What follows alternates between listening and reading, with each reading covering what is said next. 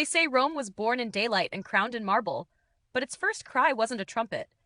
It was the thin, desperate wail of two infants left to die. Before Rome had walls, it had a river, wild, brown, and hungry.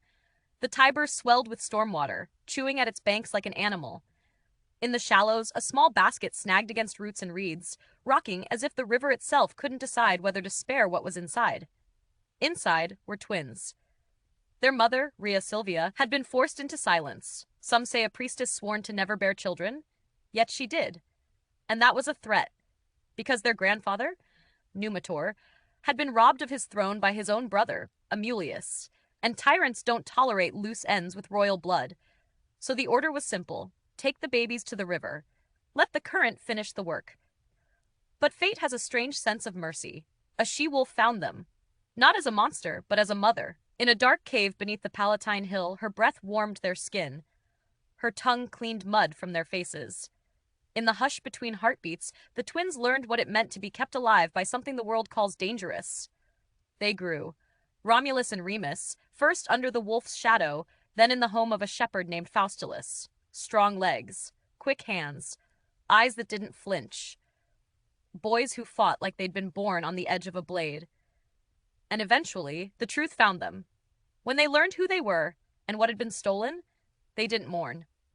They moved. They gathered men. They struck the palace like a sudden storm. Amulius fell. Numitor returned to his throne. The twins could have stayed, could have lived as heroes in someone else's city. But the river had spared them for a reason. They wanted a city of their own. On those green hills above the Tiber, they argued over signs from the gods, over which hill would carry their name. The air tasted of smoke and spring grass. The ground was soft with new life, and yet, beneath it, something old and hungry waited: pride. Romulus began to mark the city's boundary, its sacred line. Remus laughed. He stepped over it, mocking the wall before it even stood, and in that moment, something snapped. A brother's grin became a challenge.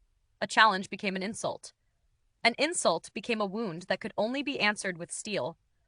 When the dust settled, only one twin stood breathing. Rome was founded, yes, but not in innocence. It rose from milk and mud, from wolves and kings, from brotherhood and blood. And maybe that's why Rome would one day rule the world, because from its very first day, it understood the cost of power and the terrible loneliness of being the one left behind. If this story hooked you, please like, share, subscribe, and leave a comment. Your support helps the channel grow and keeps these legends alive.